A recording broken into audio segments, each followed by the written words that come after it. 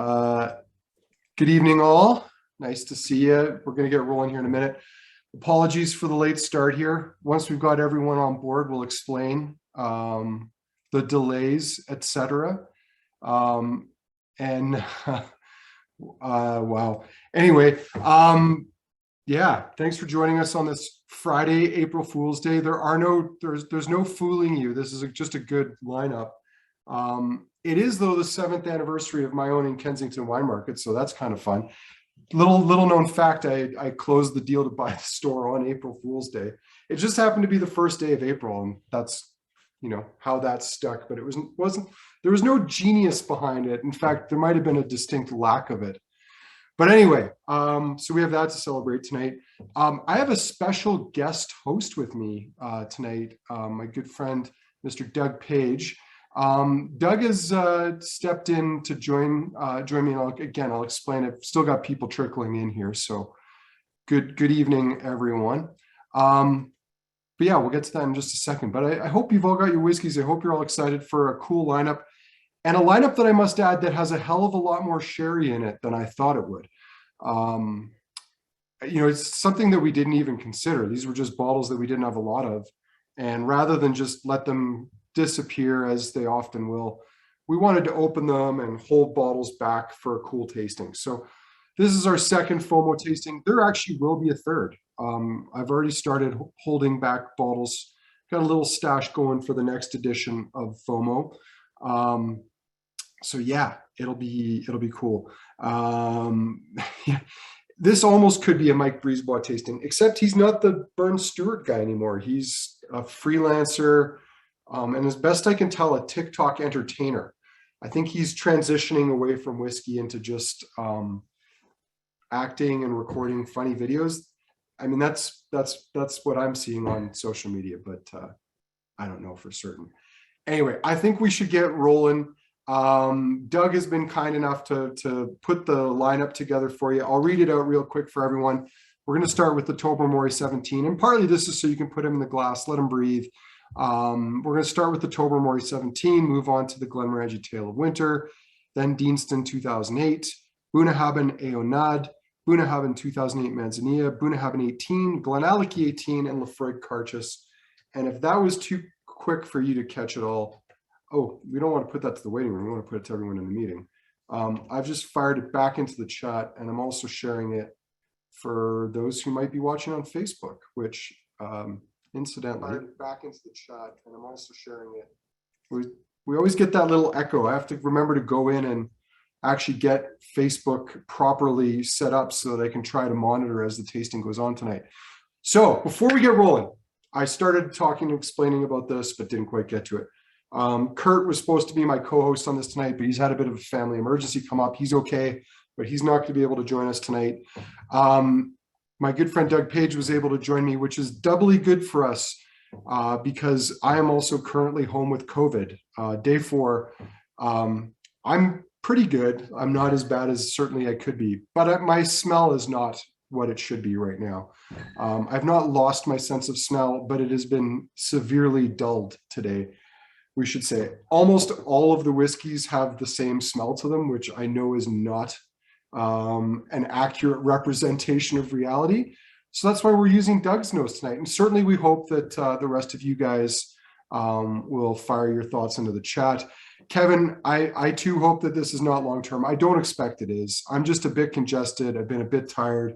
I've been relatively lucky. My wife's been a little bit more stuffed up and coughing, and certainly we were both triple vaccinated long ago, so I'm pretty sure I should be okay, but time will tell. Anyway, we're not going to worry about that or focus on that too much tonight. We're just going to have a fun tasting here. And we just saw another guy join. Jason just joined in. Jason, welcome.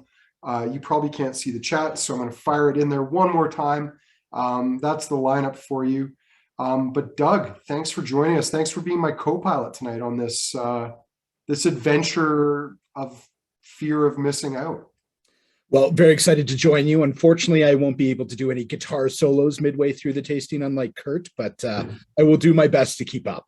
It's mostly just guitar posing. To date, we have yet to hear a single chord strummed. You know, people joke about some people having an oral fixation. I joke that it's a hand fixation. Like he needs to hold something while we're doing the tasting. But yeah, who knows? Who knows? I think he just wants people to know that he's a man of many talents. So as we all are. So, and you have a very nice curated backdrop behind you, I have to say too.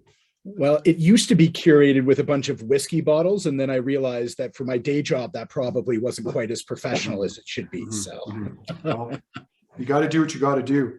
All right, Doug, let's jump in. I'm going to share my screen for the first whiskey here. And, you know, again, for those of you who are doing this tasting for the first time, if you didn't do the last FOMO tasting, I've already lined up an email. It will be going out at around 8:30, 8:45. It'll have a link to the ballots for how you can enter the ballots to purchase the whiskeys. We don't want you to worry about that for now. And it's not a first come, first serve thing. You get to put your name in for the ones you're interested in. Please only put them in for the ones that you actually want to buy though. Last time around, I had a whole bunch of people who I think were putting them in for their friends, just in case their friends didn't get them. And then they didn't actually, it was a whole thing. So only put in for the ones you want. Some of them we have more of than others.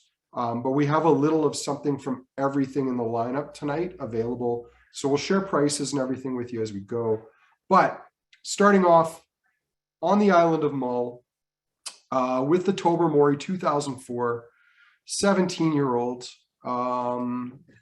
This was a limited edition that I believe came out last year. Took a little longer to find its way to Canada.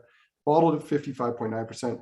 It could have even been, to be honest, released the year before, and it got to us even later, you know, COVID, shipping, big companies struggling to do business sort of things. But this is a 2004 vintage, 17 years old, 55.9%.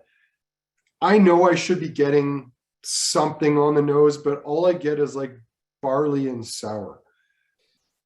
yeah, it's really interesting where I feel like tonight our palates are just going to be bombarded with big casks, mostly of a sherry nature tonight. So it's almost going to be a competition of who can select some of the best seasoned sherry casks, it feels like.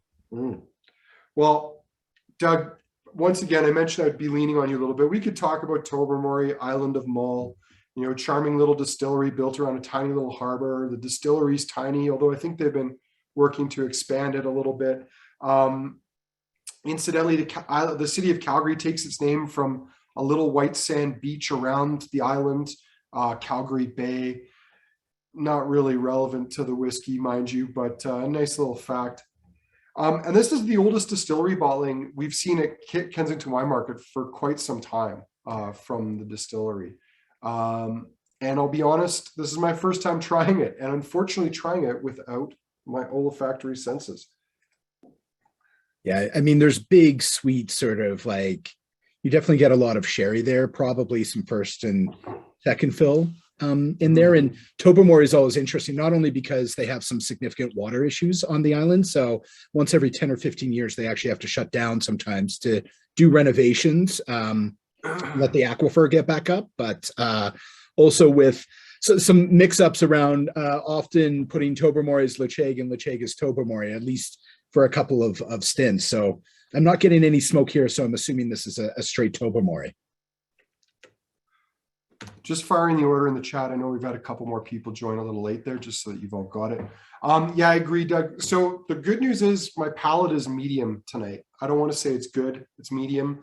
I'm getting some leathery tones, some candied fruit, some spices. I'm not very confident on the ability of it to pick up everything it should, but kind of getting a little bit of like the nutty tones, the cherry, and the, you know, as I mentioned before, the leather notes that they're talking about in the distillery tasting note, which I hate relying on, by the way, but there we have it. Yeah, definitely on the nose, it feels like it was almost like some fresh sherry casks where there was still a couple of liters of sherry in there, because there's a super sweetness to that nose that generally doesn't come from sort of a second or third fill cask quite the same way. But bizarre, if this was fresh, like, where's the color? Yeah. Well, and again, is it in? Does it say is it an Oloroso? I can't remember if it said that on the. Yeah, Oloroso sherry casks is what they've declared. Wow. I mean, this could be part of that whole what is a sherry cask, which is a tasting I think that's long overdue. We definitely have done tastings like that in the past, but what exactly is a sherry cask? It's not what it was 30, 40, 50 years ago. Mostly these are now what we call sherry seasoned casks, and some of them are speed seasoned. Like, how quickly do you want your sherry cask? And I remember a nightmare story that the guys at Suntory told me when they made a surprise visit in the I want to say the mid 2000s at one of their bodegas in Spain, where they discovered that the bodega had simply put vinegar, not even like sherry vinegar, but just vinegar in the casks that they had requested from these guys. So that they were vinegar seasoned casks, not sherry seasoned casks. They obviously fired that bodega, and actually I think they sued them as well. But oh, geez. Yeah, things happen. Shenanigans. There's lots of shenanigans in that we probably don't even hear about. Well, it's so neat to actually have a full lineup of sherry because, good sherry season casks are so hard to come by, let alone any sherry these days. But certainly explains why a lot of these are limited, because there's still a lot of sherry heads out there that just tend to eat this stuff up, depending on sort of the flavor profile of sweetness versus. Well, some of them you just have to say the word sherry, and they don't even care if it's good; they just want it. And then there's the ones who want to see the color, and they don't care what it tastes like; they just want the color. So. Well, and even that's a bit hard, right? If you're getting into most sherry season casks these days are pulling their wood from sort of the US, and you tend to get a bit of a lighter sort of color from North American oak, or at least American white oak, whereas the European stuff, you can be in a second or third fill, but the European oak tends to give it a bit of a darker color often. So it can be a little bit misleading sometimes, but yes, people do. Well, and we've got our friend Jeff in Victoria has pointed out the Paxaret era, when sherry was effectively injected into the casks at very high pressure over short periods of time. Part of me wonders even if they like agitated the barrels or the casks the way they do paint cans when they're trying to get them properly mixed up. But hey, the results, some of those Paxaret casks were bloody phenomenal. So who's to say what's right and wrong? Anyway, any other thoughts on the Tobermory? I've got a lot of guys in the tasting here tonight. I can see our friend Benoit out in Montreal. We've got Sky in Vancouver area, and many others of you. I think I saw Dr. Jerry on here too, and I'm surprised he's not said anything provocative yet here in Calgary. But if anyone's got any other thoughts they want to share on this Tobermory before we move on, please do. Yeah, Kevin, the Scotch Malt Whisky Society, or the Scotch Whisky Association, seems to selectively decide what's good and bad, sometimes without proper merit, and other times because it's in their interest. Shockingly, they allowed tequila and mezcal casks after they purchased tequila and mezcal distilleries, and then probably started putting whiskey in those casks way ahead of when this was approved. Fortunately, there's those fellows like Kilhoman who saw the writing on the wall and got on board early, so God bless them for that. Jerry, who his spirit animal is a cat, in case that's not obvious. He missed the provocative start to the evening. Well, Jerry, if you didn't catch it earlier, because you are an occasional medical consultant to me in the shop, I have COVID and I can't smell. I don't want to say for shit, but it's pretty close to for that. So yeah, anyone else who wants to add to the nose would be great. Benoit saying he would have no idea that he would not have had a clue this was Tobermory without it being named. I think though Tobermory is a distillery that I think I'd have a really hard time picking out blind at the best of times. Laphroaig maybe not so much, which is its dirty peated incarnation. I'm sure most of you guys know that, but yeah, this doesn't come across like any Tobermory I've had. And I remember about 10 years ago, there used to be a 15-year-old that was quite sherried in a box that had a cutout of the island on it, which I thought was, some batches were better than others, but I thought was a pretty decent bottling by and large. But this doesn't remind me of it at all. Well, it's interesting because I've really found that especially in the last 5 or 10 years, even with Laphroaig, it's really starting to clean itself up, where even the most recent release of the 10-year-old OB is starting to get pretty clean, and you're starting to lose some of those sort of like, dirty oil and sort of old mechanic shop notes that you might have seen in some of the society bottles that we've had over the years. Mm-hmm, mm-hmm. But I suspect some of that is just with once Distill had purchased it and having gone through a couple of different master blenders and distillers through there, have kind of evolved their wood policy and probably distillation regime as well. Well, I think one of the things that is kind of cool about the industry, despite the fact that good oak is in one context maybe harder to get than it used to be, I think most distilleries have recognized that they need to pay better attention to the wood they're putting it in. And it doesn't necessarily mean that we're going to see the styles that we used to see in abundance in the past, but I think we'll still see good whiskeys, and probably an arc towards better in the longer term. And part of that is going to be driven by the big companies worried about all these little guys who are cropping up too. So yeah, we'll see what pressure that has to bear. Well, and again, it's really neat because I think we're going to see a lot more of a consistent product out of a lot of these distilleries, which is generally good. But we're also going to probably miss out on a lot of those weird and quirky ones that, weren't always great, but when they did work, were really, really interesting and unique in that regard. And I think that we might lose a little bit, but we'll see. Yeah, for sure. Well, 2 comments quick, Derek. I love how you're listening in while you're picking your daughter up from ballet, and that you'll get to the drams in a minute. That is dedication. And Jerry, if you do indeed have a pill for that, I'm game. We can DM and get that figured out. Anyway, shall we move on to whiskey number 2, the Glenmorangie Tale of Winter? Let me just get my screen set up here. Wonderful.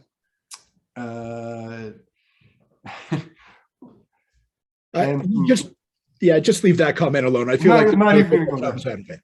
People can discover it on their own at their own leisure. All right, we're on to the Glenmorangie Tale of Winter, which the whiskey supposedly inspired by bad Christmas sweaters. They used to do. They've mixed up their annual releases a little bit. It used to be it would be an experimental kind of batch, going all the way back to whiskeys like the Sonalta, which was their first dabble into PX finishing. They had some where they did unique barley strains and/or strains of yeast from barley fields, which actually that was one of my favorites that they did. But they started with the Tale of Cake 2 years ago, was the limited edition, which I believe had something to do with Tokai casks.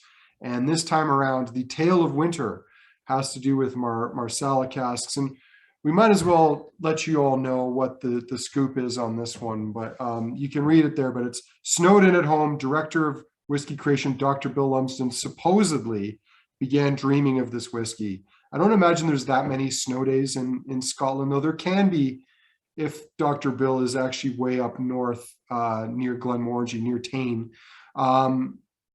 His goal was to capture a snug and magical feel of sitting in front of the fireplace as snow blankets the world outside. Sounds like a marketer wrote this, not Dr. Bill.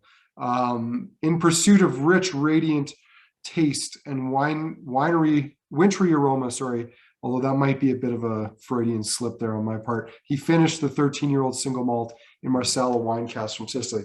So Doug, we were talking about this beforehand. We both weren't entirely sure how old it was. In fact, I don't think I've paid attention to it until this moment. But this is not a 10-year-old finished in something else. This is the 13-year-old finished, I think, in something else. Or yes, part of that 13 years was finished in something else, namely Marsala.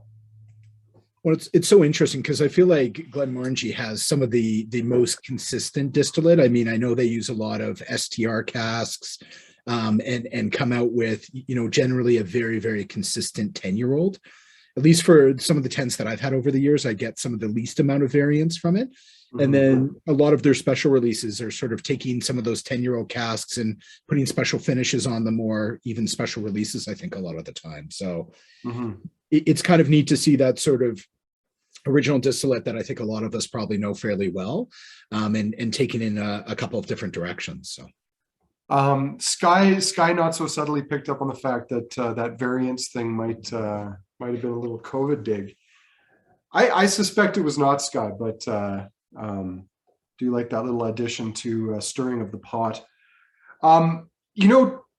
Even though I'm not always blown away by the Glenmorangie limited releases, they're generally pretty good. I mean, I think as a brand, much like their sister distillery Ardbeg, they're very careful to protect what they do. So I've not had a lot of bad whiskeys from them. I would just find a lot of times they're whiskeys that are not in a style that I'm a fan of. But we were talking, or just before we got into this, I forget the addition is. I'm sure someone here will remember, because a few of you either have didactic memories or just an encyclopedic brain. But that barley strain one they did was, I think, my favorite because it was the least oak driven. It was the most spirit driven release they did. And it was really an opportunity, even though it was not the normal barley or yeast strain, it was an opportunity to dig deep into like a spirit character style. And I really, really liked that one. Yeah, I give full credit to Glenmorangie for I think trying to be really intentional with some of their different stuff. And for me, especially, yeast strains are one of the things that's most homogenized inside of Scotland, where generally everybody is using the same yeast strain. And so for folks to step out a little bit, especially with a natural fermented yeast, I just absolutely love. And I'm hopeful we're going to see more of that, especially with some of these smaller distilleries that are starting to get into sort of high single digit releases. So Kevin said honeydew melons. I mean, I get a mixed fruit bowl and honey kind of note on my nose, but as we've already discussed several times, my nose is not reliable tonight. I think it's interesting that in the official tasting note, they start off by saying curious and slightly sharp. That is not generally the sort of tasting note that most distilleries will off the cuff put out there, because I think that would prick most people's ears and be like, sharp. That's not a normal note or an enticing note for the masses. I have to admit the Tobermory felt much sharper to me. I mean, it's also almost 10% higher ABV than what the Glenmorangie is, but certainly Glenmo is generally known for just, I would say, a pretty rich, creamy, and dare I say even smooth type of whiskey generally. So that sharpness, I feel like, relative to some of their other ones, might not take as much as what we would consider. Yeah. I've gone on to the palate because it's the only thing I can seem to enjoy tonight with a relative amount of success. And I'm going to borrow from, when I used to do my tastings in store, and I'd try to get people out of their shell and ask them what they taste. And every second tasting, there'd be some joker in the back who'd yell Scotch, which, really clever tasting. No, buddy, thanks for throwing that out there. But I mean, that's what it tastes like to me tonight, is Scotch. I think that is the extent of what I'm going to be able to pull out of this. I get a bit of like an orange rind, like an orange peel kind of character to it, and some spice, but nothing I can be overly poetic about. And for me, it's almost like a little bit of like underripe raspberries, if that makes sense, where there's a bit of that underlying sweetness, but you get a little bit of tartness on sort of that back of the palate that I wouldn't say is necessarily tannic or too overly wood influenced. And I think certainly the finish is probably a little bit lighter and doesn't dominate, which is nice, and always a little bit of a concern when you have wine cask finishes. Again, not sure how reliable this is, but I find it's kind of tangy and syrupy. But yeah, is it? I don't know.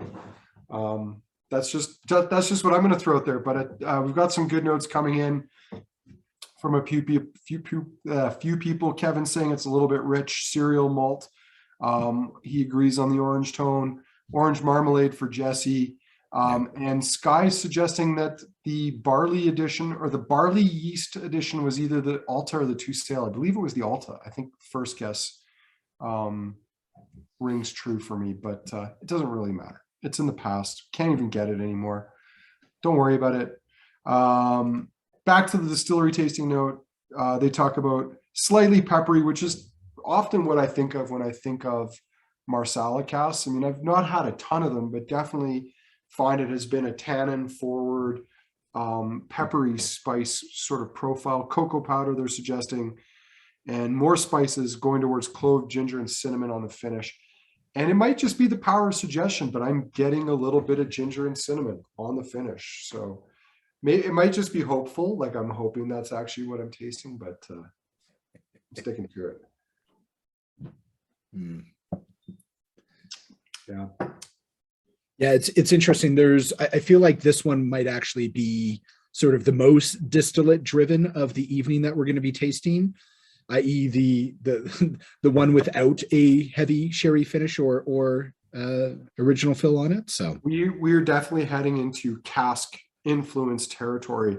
Very much. And this is quite uncharacteristic of most of the tastings we do, because a lot of the stuff that my staff and I like to open are often the refill cask spirit driven whiskeys, which I don't think get enough love. They might not have your Dalmore-esque color to them, but there is plenty of character and elegance there.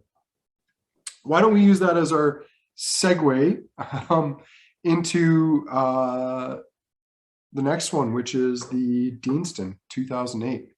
Exactly. Well, and for those that don't know, maybe even the reason that Mike's name had come up earlier is 5 of the 8, I believe, are coming from distilleries between Tobermory, Bunnahabhain, and Deanston now as well. Which is not a coincidence. They all came in at the same time and made for a cool contribution to a tasting, especially since they were all relatively limited at the time. And in situations like that, it becomes, oh, great. If I put these all out there, some people are going to get mad. And we actually ended up getting more of these bottles than we initially thought we would. So we let some go for sale, but we kept some back for the tasting. Unlike a few other things in the lineup tonight, especially the last 2, which we did not offer for sale, were only available to participants in the tasting. But anyway, we digress. Let's go on to the Deanston 2008 Oloroso 12-year-old, 52.7%. Matured in Oloroso sherry casks. What else do we know about this? That's about it. It's reasonably priced, especially compared to the Bunnahabhain 2008. But we'll see how it stacks up palate and flavor wise. Doug, do you want to lead us off on what your nose is pulling from the glass? Yeah, I mean, it's interesting nosing this even comparatively to the Oloroso, the Tobermory that we started off with, where, you know, even though this is a little bit lower ABV, there's definitely some similarities there with it. And for me, I just, you know, I've become more and more of a fan of Deanston over the last couple of years, where I think they were unloved for a lot of time. I mean, they were sort of one of those sets of distilleries that got built in the 60s, was originally a textile mill and a brewery, and sort of eventually then got moved into being a distillery. And it only feels like in the last sort of 15 or 20 years, it's really started to come into its own a bit more, or at least come out of the shadow, which is difficult, of Bunnahabhain especially, and Tobermory a bit more as well. Well, yeah, I mean, it is a cool story. And certainly I recommend, if anyone hasn't been there, and I do stand correct on these were 2021 releases when they did come out.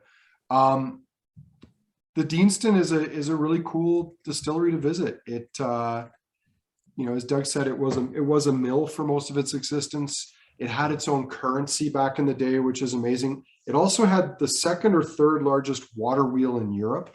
And it still actually generates power to this day. The other fact that I love is that the mayor of the town is, because the town is owned, the land is owned by the distillery and before it the mill, the mayor of the town is the actual distillery manager at Deanston. So, you know, get hired to be a distillery manager, and then you also have to be the mayor of the town, which is kind of an interesting fact. Although they have a very different system of governance in the UK, it has to be said, than we do over here. So, you know, we won't go down that rabbit hole. I smell almost nothing on this one. I get like raisins, like macerated raisins, and that's about it. Yeah, I would say this is definitely a lighter nose than the other 2 that we had. So I don't think your nose is completely off in that. I mean, there's definitely sherry notes in there with some of the classic sort of, tobacco, a little bit of like underripe figs. Kevin had a good note there with sort of a little bit minty. There, I can see that as well, coming through. Mm-hmm. And it feels like it sort of actually got bottled at a fairly good time because, as I think we'll probably get into a little bit later on, Oloroso is pretty easy, especially in sherry in general, to come in and overpower the casks, especially with folks who are maturing it from get-go as opposed to just finishing with it. So it's very definitely easy to overcook your whiskey. Very much so. So I'm enjoying the palate. Again, there are things when you start talking sherry where they can be perceived as, or actually be outright flaws.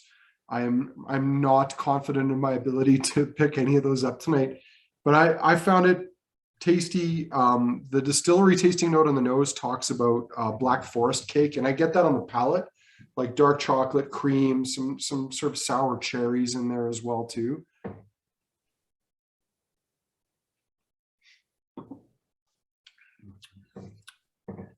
Some leather and tobacco, going into those clovey spice notes on the finish.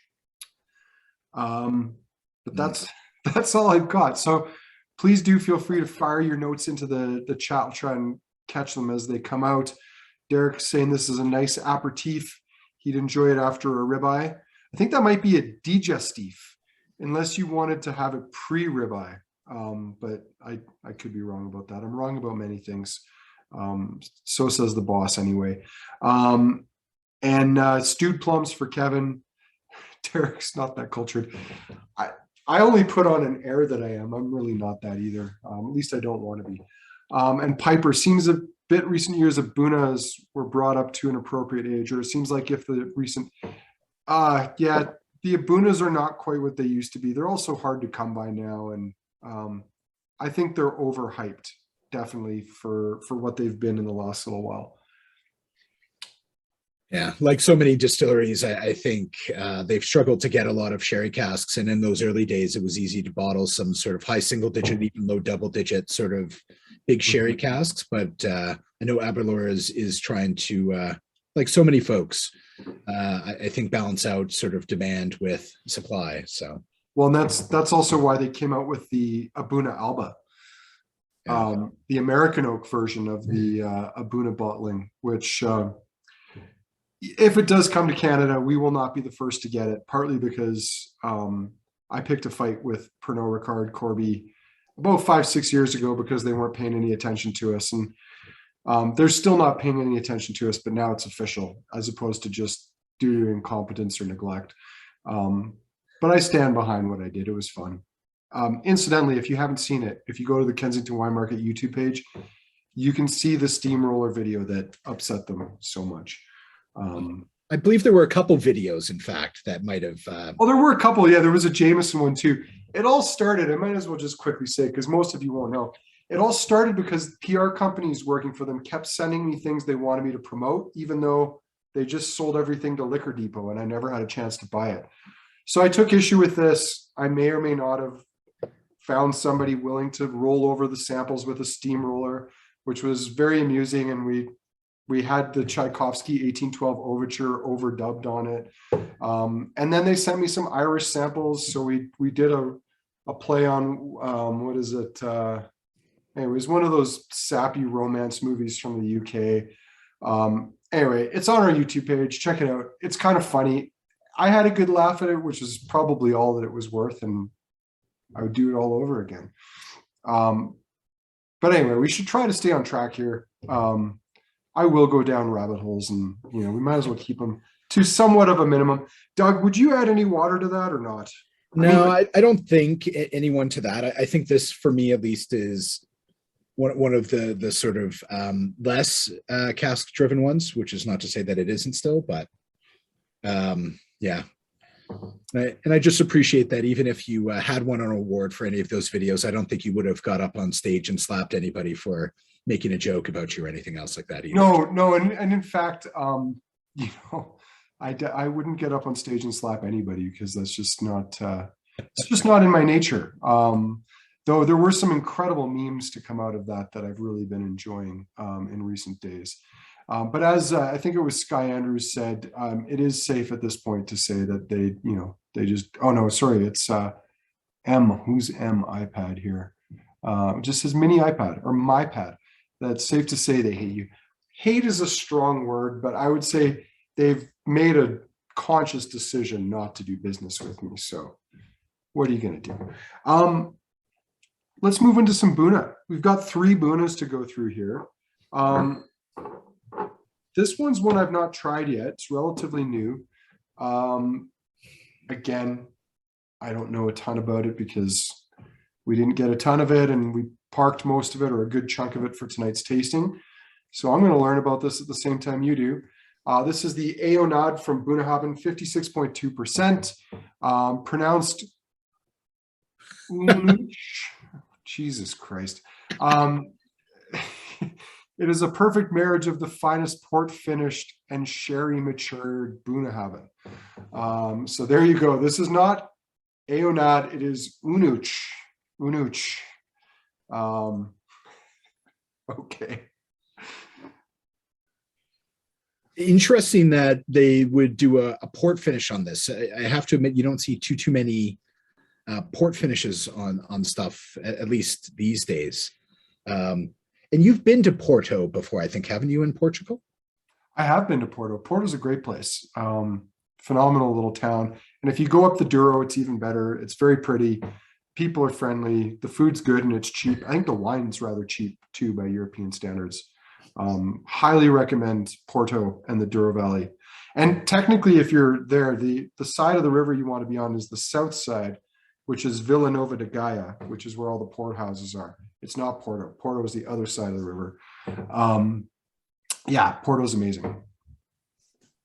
Well, I have to admit, I'm definitely getting I can smell that port a little bit more coming in. It's musty. At least I'm getting a mustiness to it, Yeah. Which is classic port. And maybe, Doug, while you're nosing and thinking about it, maybe this is a good point to say, the main reason I went to Portugal, like I do love port, but I was also, part of it was, what influence does that have on whiskey? And one of the things I learned that I found very surprising is that most port houses don't trade their barrels to the whiskey industry. So it begs the question, where do these casks come from? But the other interesting fact about port houses, especially if they're maturing tawnies or vintage ports, they actually don't want oak character from their wood. They all source what's called dead wood, or at least wood that is not going to impart any character to a wine. Maybe it would to a spirit, because spirits are bottled at a much higher, or casked in a much higher proof, but port never goes in higher than 20%. They want just a vessel for oxidation. And they don't replace casks when the cask starts to leak, they replace staves. And some of these casks are made of wood that's hundreds and hundreds of years old because they just don't replace it. And every single quinta, I don't want to say bodega because that's Spain, but every single quinta I went into and asked this question to, they all said the same thing. We don't trade our wood.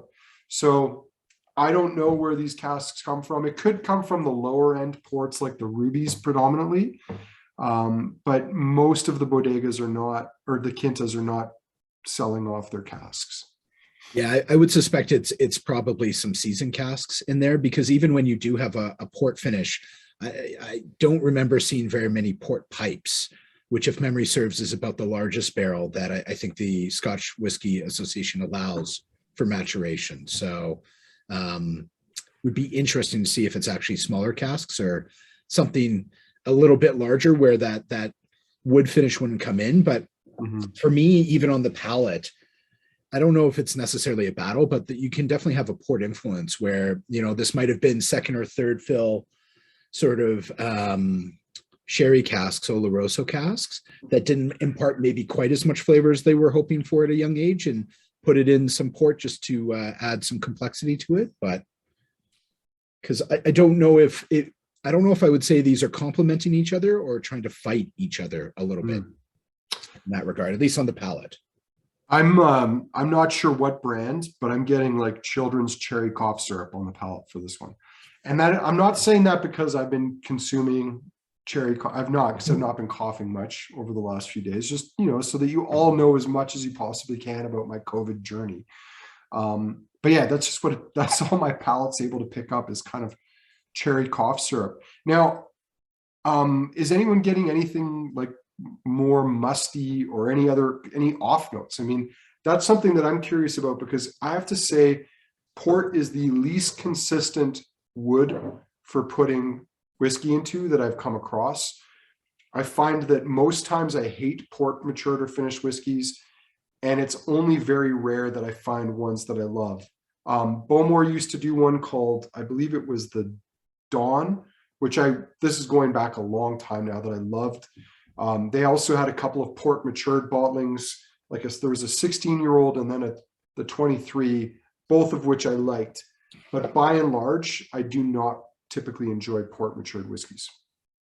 Yeah, for me, it's kind of interesting. Like on the finish, I'm almost getting like, how do I, like, it's almost like sort of like leftover the bottom of a bunch of a wine vat after you've used your feet to stomp it, where you've got a little bit of an acidic note, you've got sort of the red wine skins or the red grape skins rather at sort of the bottom, with a little bit of a footy funk almost to it, if that makes sense. To paint a picture for you there. So are you smelling, you're picking up the people treading the grapes? Is that? Yeah, the grapes and sort of that slightly acidic note, but also a little bit of that sort of musty, funky, haven't washed your feet before you went in and started stomping grapes kind of nose to it. Well, I mean, I'm willing to bet that if you were to put side by side foot trod wines versus non-foot trod wines, I think you'd be missing something in the latter category. I mean, there'd be a little less complexity in that fermentation. It's kind of like that story of the brewer from Rogue in Oregon, who they harvested yeast from his beard to make beer. That's pretty amazing. It exists on our skin. I mean, they're everywhere. It's just which ones are going to dominate. So I don't know what to think about this, because again, I can't trust my palate, but I've heard mixed things. I've heard people that loved it, and I've heard people that didn't love it. And maybe there's also a middle ground there too. Tonight, I'm not disliking it, but my sense of taste is altered. Well, again, I think it's quite unique. I mean, this lineup, we've got a lot of Oloroso sherry, but this is something that we don't see a lot of. And I think certainly port finishes in general, we see a couple of independent bottlers that might come in and try some stuff like this. But from an OB perspective, I think this is a bit rare. So. Yep. Interesting. All right. Let's go to straight sherry now. The Bunnahabhain 2008 vintage. Find the screen here for you all. The 2008 Manzanilla cask, which is a very specific type of sherry. Incidentally, Kensington Wine Market way back in the day, we had 2 single casks of Springbank, which is almost hard to believe now when we have to lotto or ballot the 10 and 15-year-old because we get nothing and demand is through the roof. But back in the day, we had 2 massive sherry butts. I think this is going back to the late 2000s, 2008-9 kind of territory. And one of them was a Manzanilla sherry cask, which was a stunner. You don't see Manzanilla mentioned very often when distilleries are doing their casks. It's either PX or Oloroso. So this is 11-year-old Bunna, bottled at 52.3% after maturing in Manzanilla casks. Interesting. It's almost like, yeah, for me on the nose, it's almost like I'm having like a bowl of like sort of like nut cereal, like honey nut oats with some fresh berries, a little bit of like cream or sort of, heavier milk on it, where you're not necessarily getting quite some of those same tobacco or fig notes that you did in some of the heavier Oloroso sherry. We've crowdsourced a number of things through these virtual tastings, partly because we've got people from all over. We discovered at one point cookies that I hadn't had since my childhood, and some of them were even kindly sent to me. I believe via Amazon, which was incredible. Cheese buns were sent to one of our now former employees, Chelsea, as was a poster of cheese buns and a cake featuring cheese buns, which was amazing. But maybe this is something you can crowdsource. There was a cereal that I used to love when I was a kid, and it was, I'm thinking bran heavy, and it was like these chunks of like that were shaped something like a figure eight or an eight. And it reminds me of the smell of this. Now, again, I'm reaching, and I probably wouldn't have gone there if you hadn't mentioned this, Doug, because I can see that milk and the kind of bran notes and barley cereal. But yeah, I've actually been thinking about this cereal for about a decade, and I've been yet to find it. I don't know if it even exists anymore. Yeah, it's interesting. I mean, we definitely don't see very many Manzanilla, but there's that nuttiness there that you often get with a bit more of a European oak as opposed to kind of the vanilla that you would get with a North American. And I don't know very many people that are doing seasoned Manzanilla casks, so I wonder if this is actually a proper sherry cask or from a Solera system of some sort, which would make it kind of interesting and neat. And certainly Bunnahabhain would be one of the distilleries, if anybody, that might have access to unique casks like that. Thanks for the grape nuts thought, but it is not grape nuts, folks, that I'm thinking of. It's something else. It is a true one-off, but anyway, yeah, interesting to see it. I think this is one that has been relatively well received whenever we have had some come through. Yeah, I quite like the palate on that. It's quite interesting. I go back a couple of times. Like the finish is probably a bit mid to even shorter, which is interesting given sort of the 52.3% alcohol. But the first flush when I hit it, it's yeah, sorry. Yeah, well, no, go ahead. Just finish your thought. Yeah, it's almost kind of, yeah, there's a lovely sort of creamy sweetness that sort of comes through where you lose a little bit of those cereal notes, but sort of those berries and that milk that I sort of spoke about a little bit before still comes through, at least for me, on the palate a bit. Our friend Benoit in Montreal mentioning that they have plenty of Palo Cortado casks in the warehouse. For those who don't know, I mean, going back to the Manzanilla, the interesting thing about declaring this as a Manzanilla cask is it's a very specific type of sherry where I'm going from memory here, but I think the floor, much like Fino, is on the top, which is there's like a coating of it. What's interesting about mentioning that is that this is likely then some sort of sherry maturation cask, as opposed to just your Oloroso PX, which could be, but are more likely just seasoned. I think it would be very unusual for a company to have a Manzanilla seasoned cask because it's a very specific style of sherry. Very much so. And even Palo Cortado is a little bit rarer because nobody really sets out to make Palo Cortado. It's one of those mistakes where you're supposed to have, I believe, if memory serves, that film on top and it doesn't quite form. And so you get something kind of in the middle. Yeah. And here's the curious thing. It's dry white wine, again, under a layer of yeast known as the floor. So it's a good thing I do know a handful of things because, yeah. So this is probably a real sherry seasoned or sherry maturation barrel, whether it was even just for one round or, 5-10 years of maturation. I mean, that's quite a difference compared to putting sherry in a cask for 6 to 12 months. So, yeah, that also might have something to do with the price because the cost of those maturation barrels, casks, I should say casks, because I know George Grant used to correct me on this all the time because you can't really use the word barrel and cask synonymously in Scotland, even though they both describe an oak vessel, but one of them has a connotation of size. So it is a type of cask that likely costs more than the other. Yeah, probably significantly more because, even if you're looking at some of the distilleries that own bodegas or have fairly extensive sherry programs, you can get upwards of, 24 to 36 months, 2 or 3 years out of it. But it's difficult to see much maturation beyond that if you're doing sort of the season casks. Whereas something like this is going to be much more expensive, not only because it's longer there, but because there's just such demand for it now where, some of the old Solera systems, I think it was a tasting that you had done with Valence and Mallet, who were sort of talking about they'd actually found an old sort of couple of living casks that were close to 100 years old, and I think they paid upwards of 6 figures just for the wood to be able to finish the whiskey in, which just tells you how hard, first of all, it is to get it, and if you do, the price that you're going to be paying for something like that. Yeah, no, one of those was a Laphroaig, wasn't it? It was actually just Bunnahabhain, but was that the one where that was declared as Laphroaig, but it was just it was the marking of where it was distilled rather than where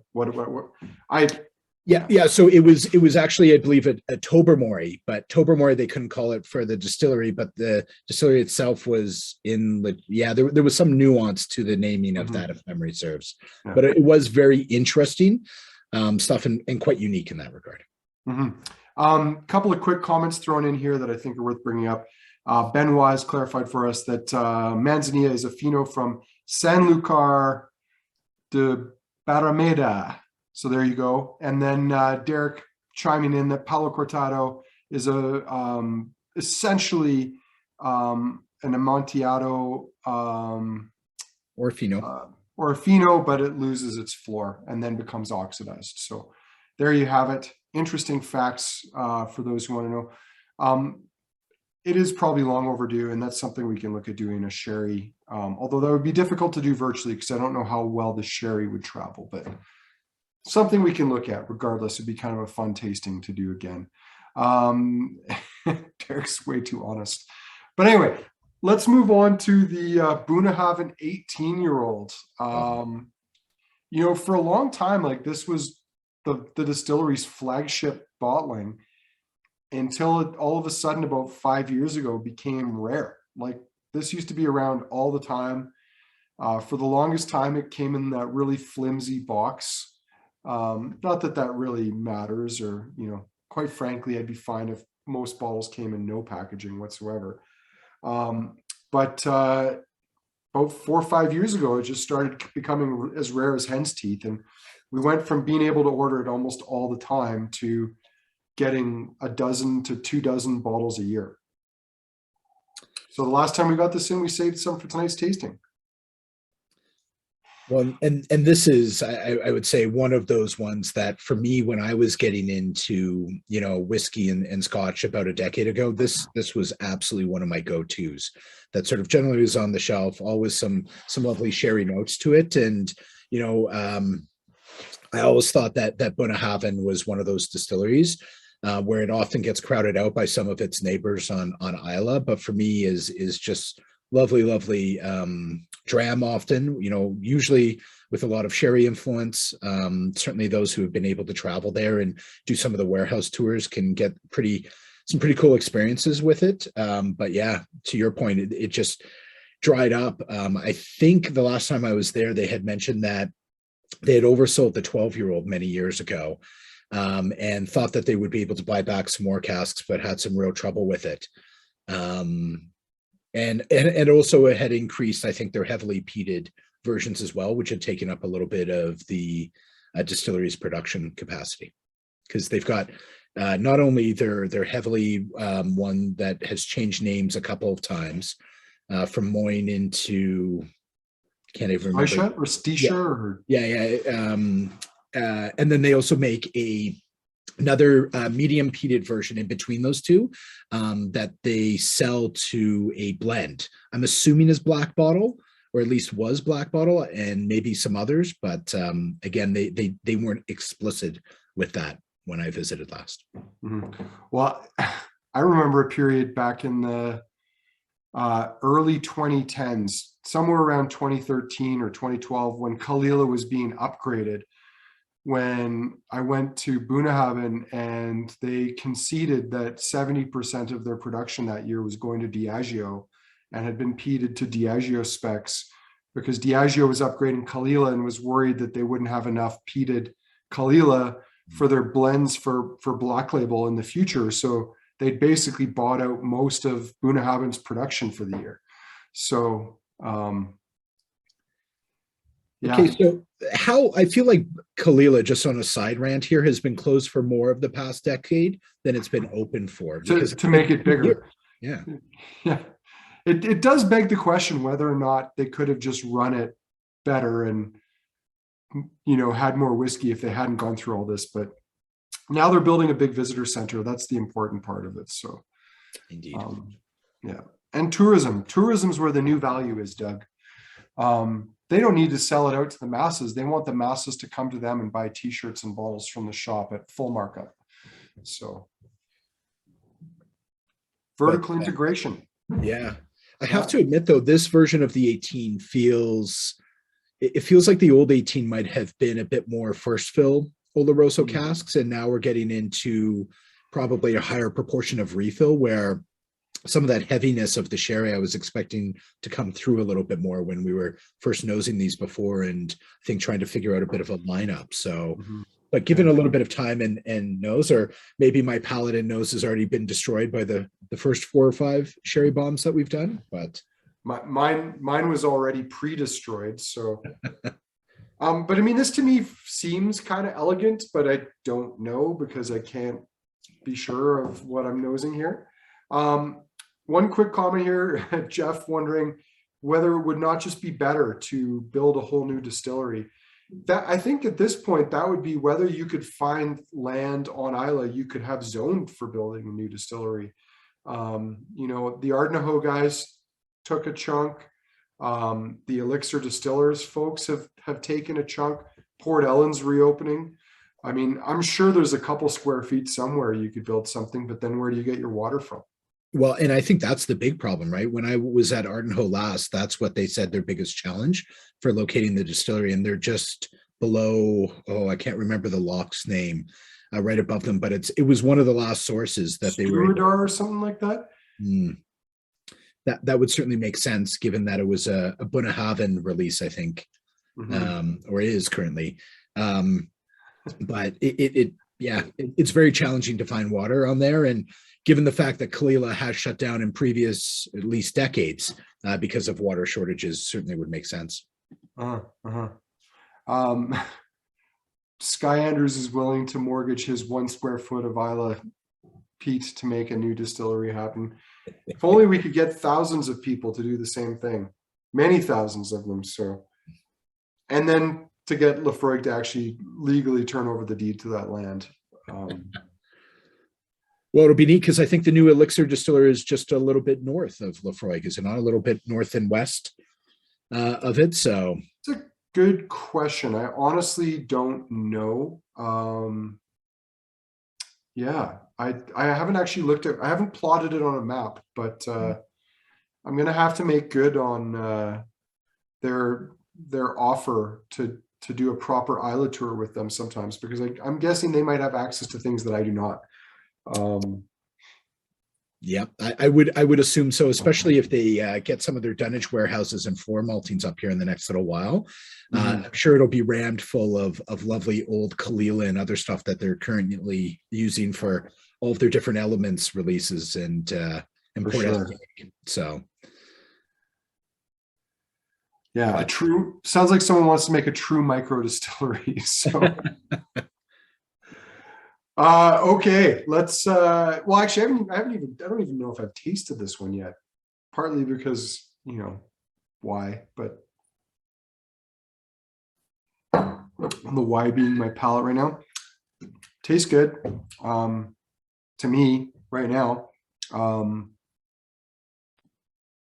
but tastes like scotch. All right, let's do the next one in our lineup. This one, and not just the color, but this one, I think I used the term when we were talking about the lineup tonight, Doug, and trying to figure out what order to pour them in. I believe I used the term gloopy to use, that this was like the thickest and the gloopiest of the whiskeys that we were going to pour. So those who don't know, GlenAllachie is Billy Walker's fourth. I was going to say, like, he had his career, and then he brought back Ben Riach, Glendronach, and Glenglaza, which was like his second act. I guess GlenAllachie is his third act. I mean, if you counted each of the distilleries, I guess you could say it's his fourth or something, but whatever. It's his most recent act, possibly final act. Who knows? Hopefully not. But taking again a distillery that had been a little bit, I don't want to say neglected, but not unloved, not promoted as a single malt, but really a workhorse for blends, and brought it into the light. And again, consequently, people figured this out. I don't know, maybe they're a bit disappointed by GlenDronach releases recently. And now all of a sudden, GlenAllachie is the new must-have cult whiskey that people lose their senses over. 21, 25, 30-year-old GlenAllachie, like people lose their mind. Well, and certainly keeps up with the Burn Stewart theme that we've been going with the Bunnahabhains, the Deanston, and Tobermory, given that's where his first act was, if memory serves.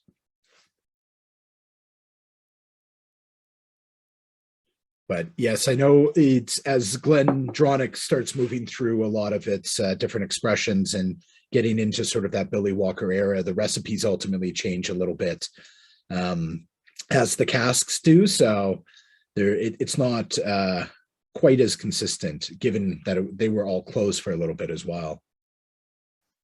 Sorry, I had to click on a link that was sent to me. It was a CPO Star Wars commercial for cereal or something, I think. So anyway, somebody sent me down a rabbit hole by putting something in the chat. Look what you've done, Derek. You've triggered my ADD and forced me to like lose track of things. I'm just kidding. I have no one to blame but myself. But anyway, yeah, GlenAllachie, I think, is a distillery really to keep an eye on. I think it's got really good quality. I love the 15 that they've come out with. We've got a cask coming of, I believe, 18-year-old whiskey very shortly, which I'm excited to see. So, and I'm sure you're all going to love it too when we finally get it. But yeah, the GlenAllachie 18, the last time I had it, it was good. I can't taste it tonight, but I'm assuming it's still good. Yeah, I mean, it's definitely a big syrupy dram, I feel like. I'm glad this is one of those ones where I'm almost glad it got taken down to 46%, because at cask strength, I feel like this would be overwhelming for the palate. But certainly a lovely sherry casks. Kevin saying this is the fruitiest of all of them for himself tonight. I mean, I'm guessing we have to assume that there's probably both. And I don't know how recent our description of this is on our website, but I have to imagine there's probably, yeah, and there's a mix of PX and Oloroso after starting in bourbon. And I think we all know that Billy's probably going to source the best casks that he possibly can. He's got a reputation for that.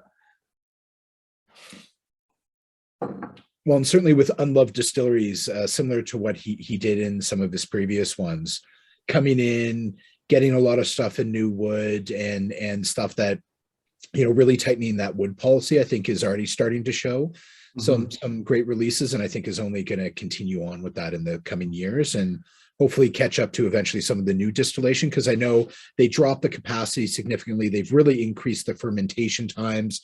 So I think, we're seeing some real cask forward releases right now, but I'm so excited to see what this looks like in 10 or 12 years, because I think not only are we going to have some really great casks, it's going to really be able to shine through and have a fruitiness that a lot of distilleries won't be able to do, given the shorter fermentation times of 60, 80 hours as opposed to 120, 140 plus hours, which I think Billy's doing a lot of the time, which is super exciting. In a lot of ways, I think, at least from the spirit side, maybe not the oak, but I think a lot of what Brown-Forman now has with GlenDronach and Benriach is that Billy Walker retooling of the distilleries that's going to pay a lot of dividends for them. The catch is whether or not they keep those things or go back to making a more commercial style.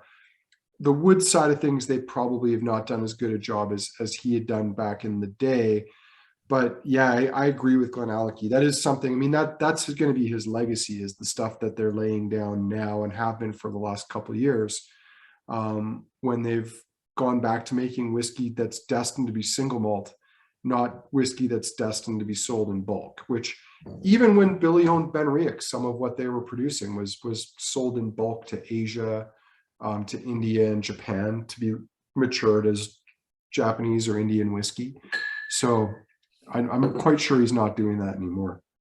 Well, I think that's the exciting thing for him is even though I think he was overruled, ultimately when sort of Brown-Forman had come in and made an offer, given some of where his, I think, investors wanted to go. My understanding is he it's a much smaller ownership group with Billy having a lot more control over not just day-to-day operations and distillation, but also I think around the general direction of the distillery. So that too is also exciting. There's some funny comments in the chat.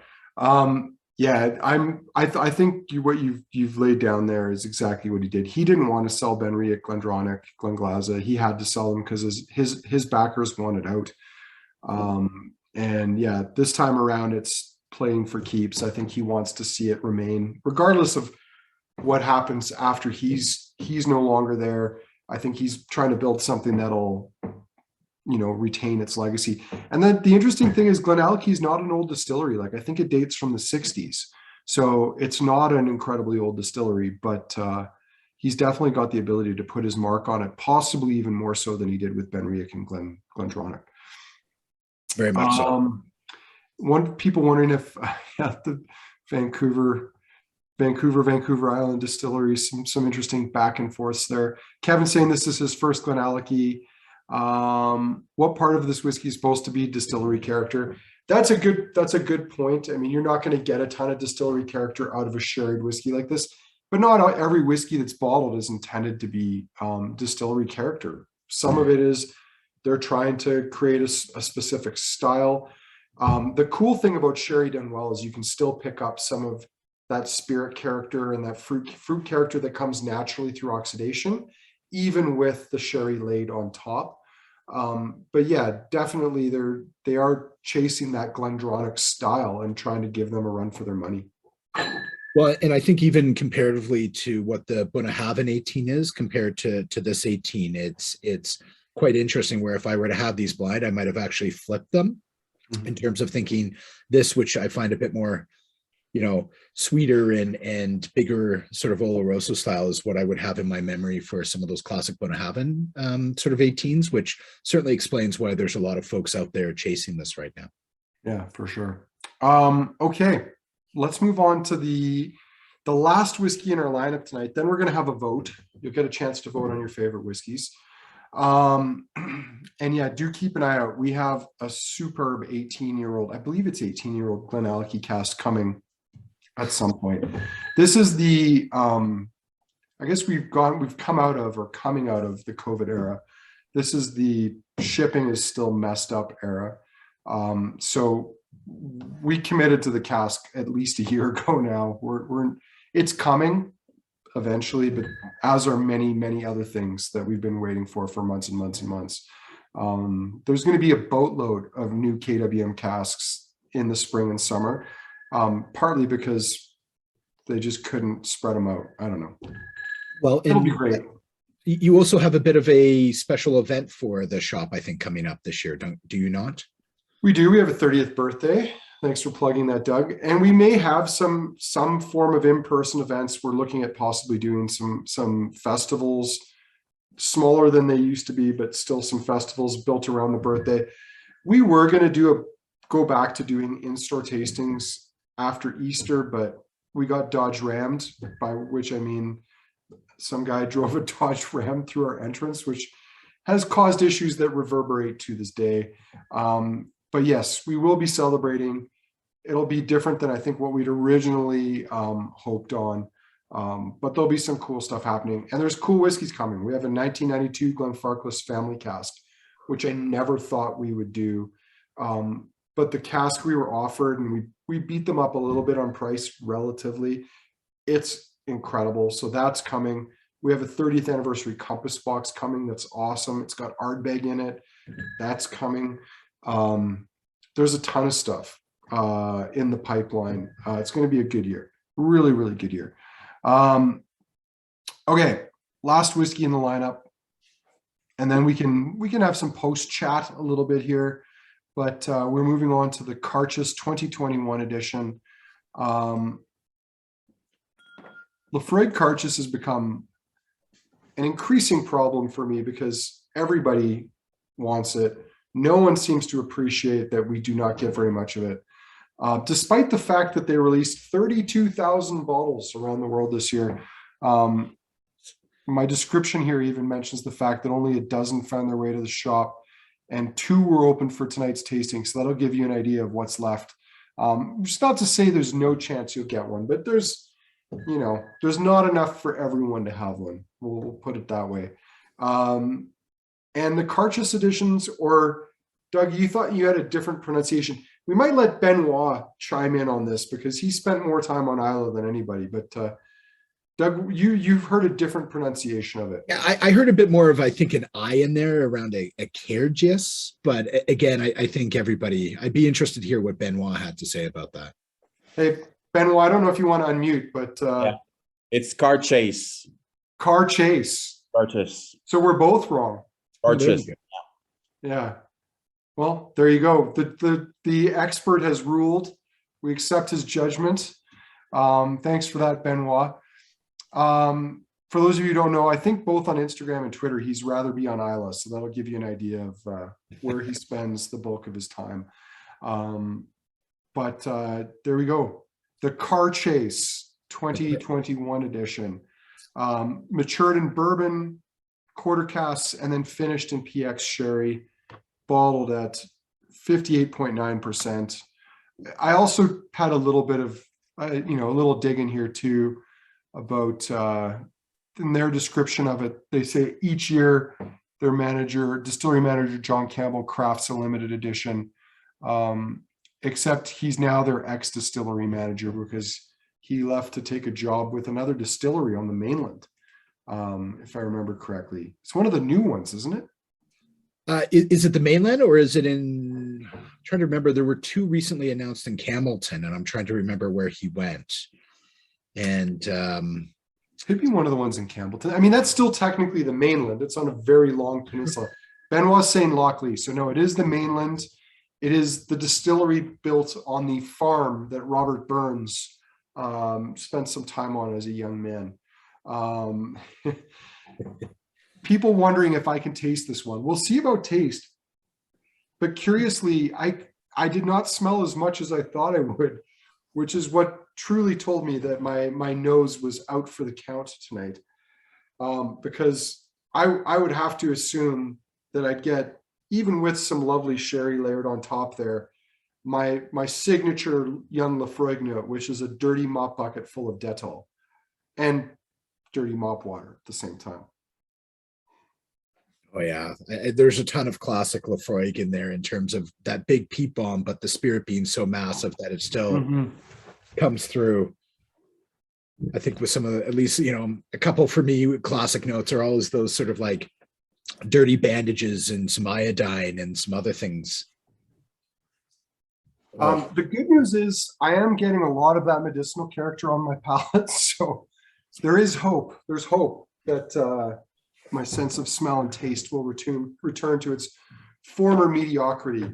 As I said, I know I don't have the best palate in the world. I think I've got a decent one, but it's not one of the best. I have people that I work with that I think have got better palates than mine, and Doug, yours might even have a bit of an edge on mine. Regardless, I will get it back. I'm quite confident of that. But I can taste this. I can taste the Laphroaig in it. Maybe not as much Laphroaig as I should, but I can taste Laphroaig for sure. Well, and these are so neat as well because it's Laphroaig is generally known for sort of a lot of their core expressions. Obviously lots of big notes, but these limited editions that they do are really neat. Most folks don't realize that still number 1 for Laphroaig is actually a slightly different size. With it. And so often they're pulling a lot, or in one case for their 200th anniversary, 100% of the distillate actually came out of that small still, which gives you a slightly different note as opposed to the other 6. Is there 7 total? I'm trying to remember what it is. So Benoit can give us a thumbs up. How many stills, Benoit? Or here, you know what? Better yet, Benoit, you can just tell us. I think it's 6. Is it? Yeah. An even number would certainly make sense. But that first one, I do remember chatting with the Stillman the last time that I was there, that 200th anniversary was a 100% distilled on still number 1, which gives it a slightly different note and flavor, which is kind of almost like a Macallan size still, isn't it? Like it's a little guy. Yeah, shorter, and it's kind of almost like Mortlach, where they've got the wee witchy one at the end that gives them a very different flavor profile than some of the other ones do. I've got a classic COVID tasting note for the Laphroaig.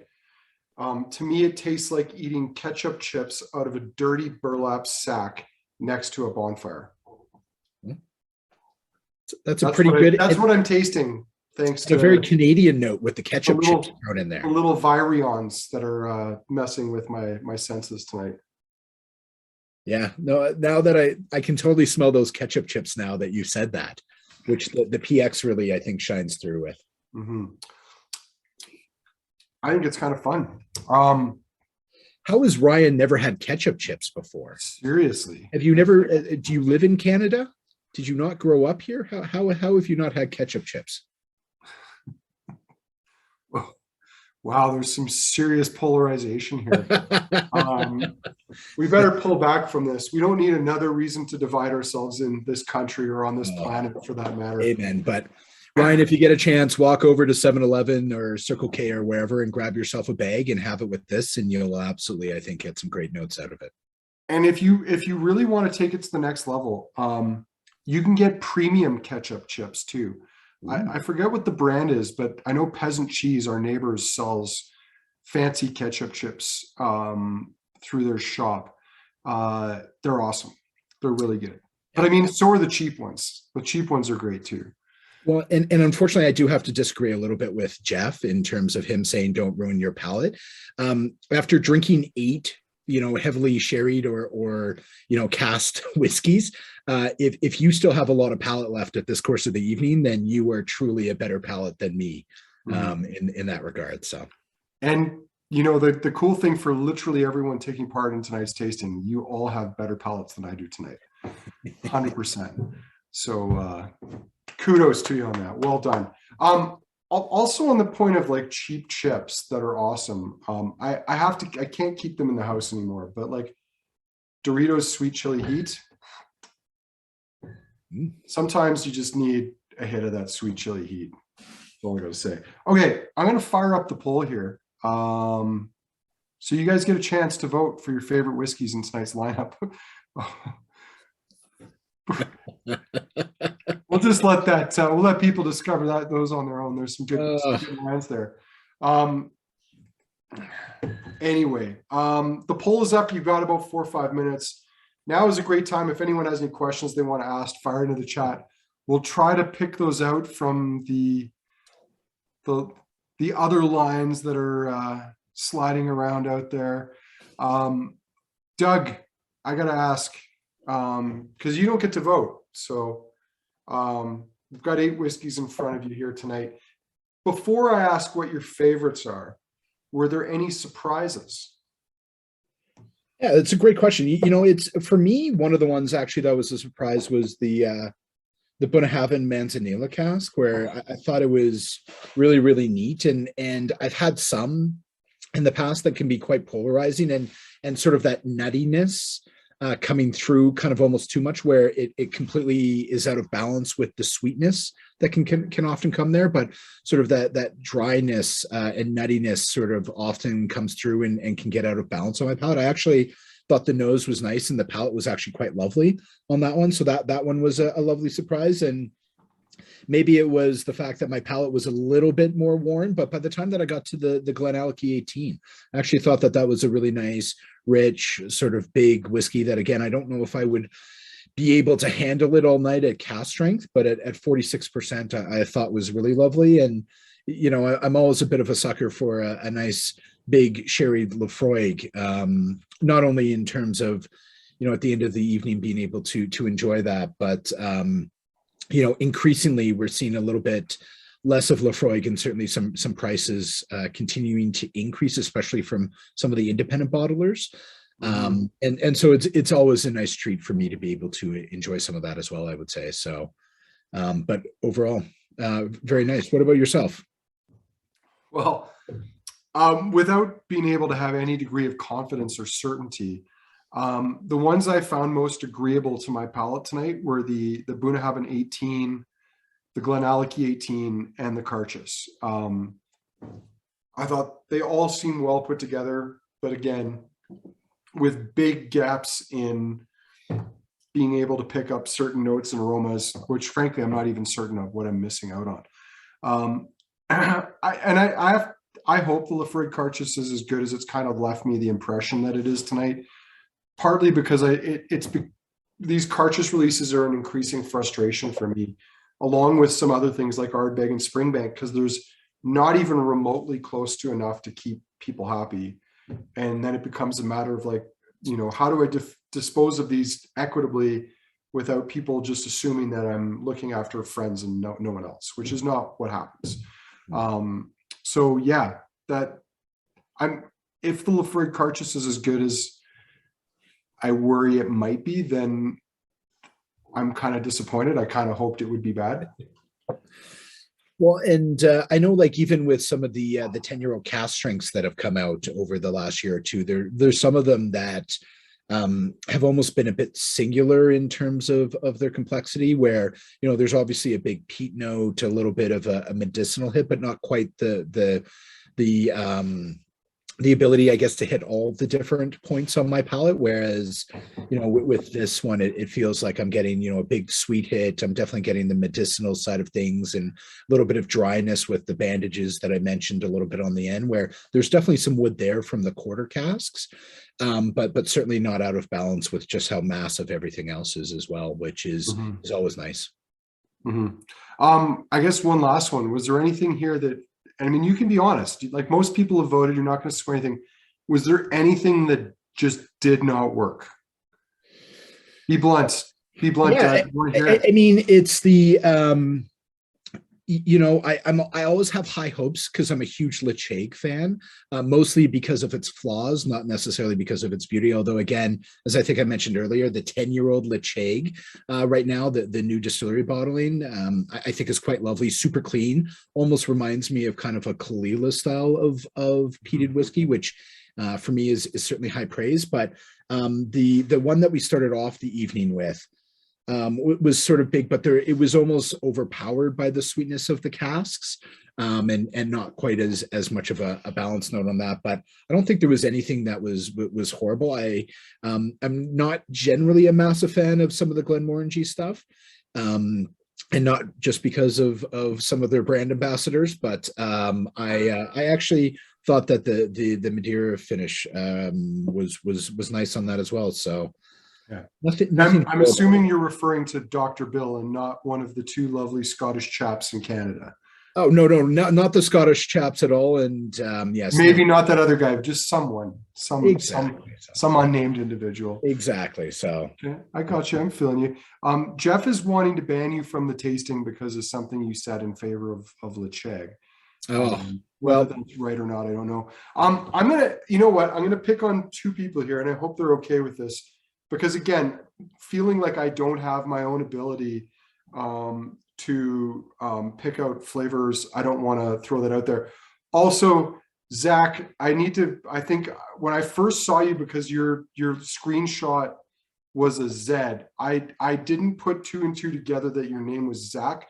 I thought that might have been a pro-Russian symbol. So apologies for that. I was like, that's where I was kind of a little stunned at the start.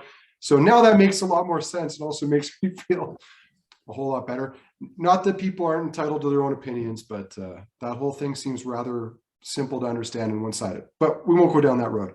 I'm going to first ask Benoit if he's willing, if he wants to share with us his favorites, partly because he knows Islay as well as anybody I know, and half of the whiskeys tonight were from Islay. So Benoit, you don't mind sharing your favorites, do you? The Bunnahabhain Manzanilla, for sure. Yeah.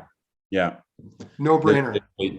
I've every time I go to Isla, I do the Warehouse 9 tasting, and they have Palo Cortado and Manzanilla. Always get the small 200 milliliter samples bottle. They're kind of amazing, which is kind of a surprising because I'm mostly a bourbon cask guy, but they succeed highly into their Manzanilla and Palo Cortado, even more so than Oloroso, I think so. Mm.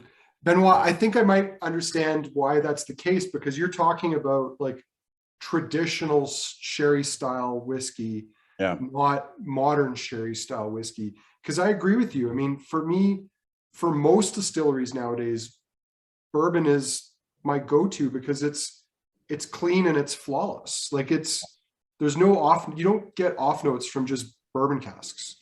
And the funny thing, I consider myself obviously a peathead, and I don't like their peated whiskey. You know what? I'm kind of on board with you on that. I struggle with the peated Bunnahabhains. I've had a few that are a bit older that I liked better, and maybe because it had time to mellow it. But I agree with you. I really struggle with some of those young peated Bunnas. But obviously the Karches is also a close second.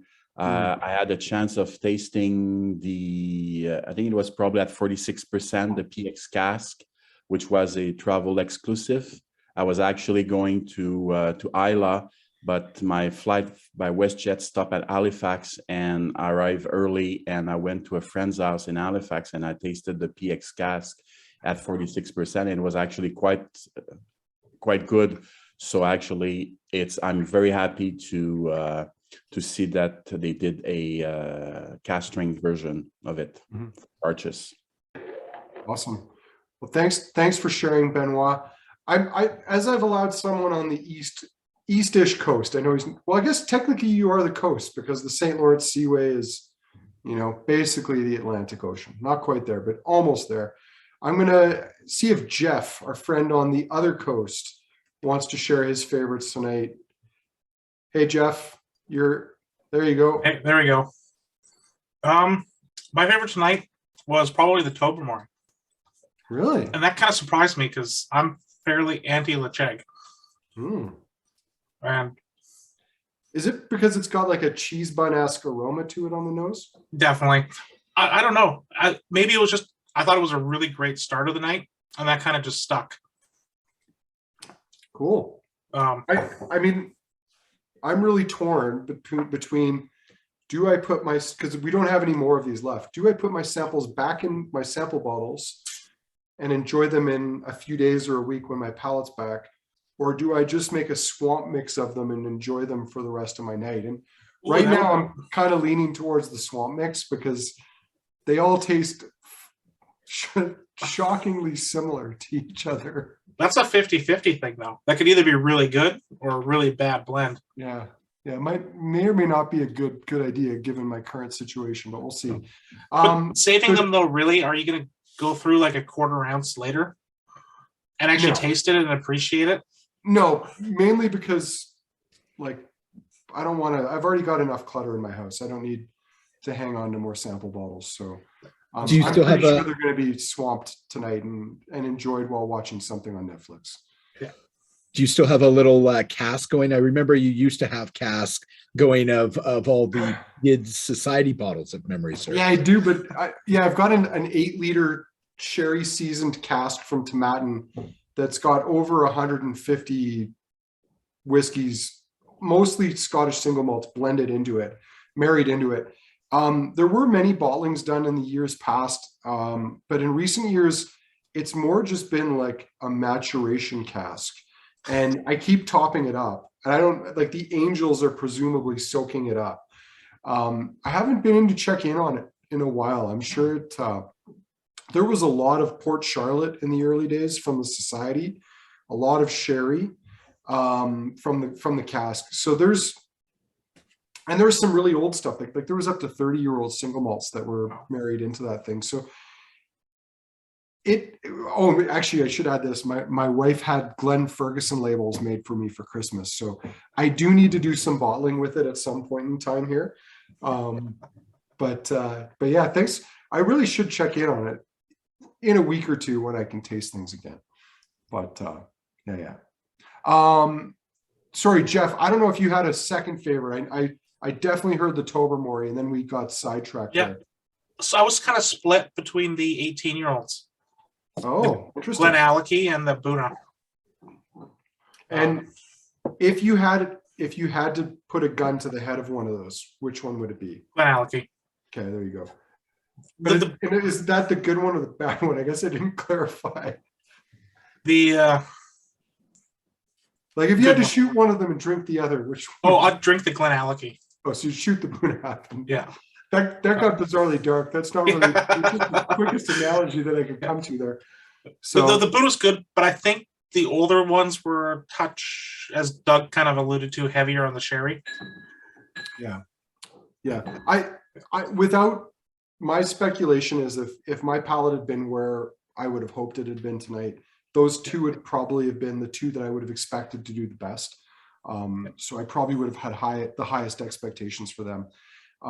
And so I'd probably be somewhere in there with you, Jeff. I think those two, and then the dark horse would have been that Laphroaig. I suspect I probably would have begrudgingly really liked the Laphroaig. It's the Laphroaig, so it's kind of hard not to. Yeah, but there's the whole I don't get any or not enough, and people get cross, and that's why it's in a FOMO lineup. You have access to like a whole case at least yourself, though. No, you know what? I don't pull those kind of shenanigans. You just take it yourself and be like, we didn't get any. Yeah. You know what? My staff will attest to this because frequently I won't even let them take things. So Fair. It at times has become a bone of contention. But anyway, in the grand scheme of things, I like to think it gets evened out. But no, we can't do that. I mean, we got to be fair. But anyway, we haven't checked in on the poll. If you haven't voted, too late. And if you were shared screen tonight, then you can't, unfortunately, you'd have to share the vote. But in round one, Laphroaig Big winner. had a healthy lead/win there. Not really surprising. I mean, it's the love it or hate it, and generally people really love it. And for second favorite, the spiritiest one, the Tobermory, I mean, that's a bit of a surprise. Well, the second, I think that aligned with what a couple of you guys were saying in terms of favorite whiskeys tonight. yeah, it's just interesting, I think, where it's like, even in the favorite of the night, where sort of we had Bunna 18 at number 4 and then sort of a three-way tie for number 1. But then you go into the runner-up results and Tobermory just runs away with it in terms of that second one, with the Bunna 18 and GlenAllachie 18 both sort of coming up behind it. Well, an interesting lineup. Sadly, one that hopefully there's another set of samples kicking around the store that I can give a whirl to in a couple weeks' time. But regardless, yeah, I thought that was still a fun lineup. And it's funny. You'd think that we had some ulterior motive to really drive and focus on sherry matured single malts tonight, but that was entirely unintentional. Like that just happened by chance. It's what happened to get pulled together tonight. So, wow, there's some verbal slaps getting thrown around here tonight in the tasting. I'm getting canceled for saying that I like Laphroaig, which is okay. I'm secure enough with my love of Laphroaig that I'm willing to stand up and defend myself in public over it. So yeah. That is very big of you. Shlomo McCallan is the best. You're all wrong. Yeah, we don't need to go down the McCallan road tonight. I think I've had my spiritual outpouring of how I feel about the new distillery, but we'll save that for another night, because actually we do have some McCallan stashed away for the next FOMO tasting. I'm still waiting for a couple of whiskeys to round out the lineup, so stay tuned. That one's still a work in progress. There are a couple more things that'll get added to it, but yeah, I think without getting people too excited, there's a Glendronach that's going to be thrown into that range. There's a McCallan. there's a few things tucked away that I think there's another Laphroaig actually that'll get tucked into that lineup too. So stay tuned for that. If you're wondering, if you're ever asking yourself, because you've seen a handful of shops around Alberta get a 6-pack or 2 of something limited, and you wonder why it's not on our website, it's probably because it's going to go into the next FOMO tasting. So I think that's how I've decided we're going to handle all these rare things that people get pissed off at if we don't sell them a bottle. The only chance you can have to get one is if you take part in a tasting. So yeah. And Ryan's guessing one of those is right. Ryan, I'm not going to tell you which one, but one of those is probably right.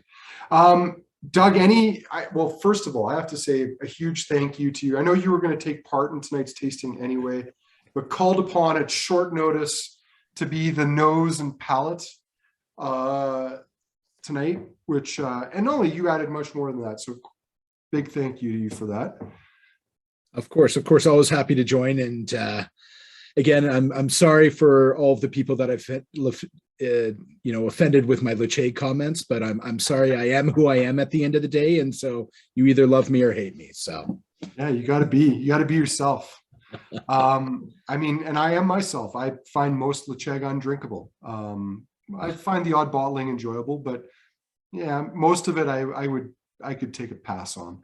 So my barometer is, if I would rather drink Johnny Walker Black Label than blank, it's not good. So that's how I feel about most Laphroaig. But and it's a rare day that I drink Johnny Walker Black Label. It also it's not bad. It's just there's so much else out there. Anyway, thank you to everyone for tuning in tonight. Thank you for putting up with my not so great nose and palate tonight. Thanks to Benoit and Jeff for chiming in as well too, and for everybody else who's fired comments in there. I love the remarks, even some of the offside ones. It's all part of the fun. But I hope you all enjoyed the tasting tonight. At some point next week, we'll have some new tastings out for May, June, and July. Mostly virtual, but there may be 1 or 2 things in store, in town, as I mentioned, built around that 30th anniversary. So keep an eye out on that. And some point next week when I'm back in the shop, there'll be a malt messenger out too. Oh, lastly, you've probably all received, or hopefully you've received by now, the FOMO ballot email. Hopefully that came through, or maybe it's going to come through in 2 minutes time, something like that. In any case, fill it out between now and this time tomorrow night. That's when we'll be closing it. Please be patient. I'll work through everybody's requests, figure out who gets what. There'll be a little bit of magic in there. There will be some drawing of names and also some massaging so that as many people as possible get at least some bottle that they want. But as I mentioned earlier, please don't put your name down for something you don't actually want to buy, because if you get it and then you don't buy it, then that's another whole thing I got to figure out. But thanks again for taking part. I hope you enjoyed the tasting. Look forward to seeing you all again soon, and have a great night. And COVID's not over, as it turns out. So if you haven't had it yet, maybe keep wearing a mask, because it kind of sucks to not fully appreciate your whiskey tasting. So take it from me. Have a good night, everybody. Feel better, sir. Thanks all. Oh, I'm good. I just need to get the taste back. Good night. Thanks again, Doug.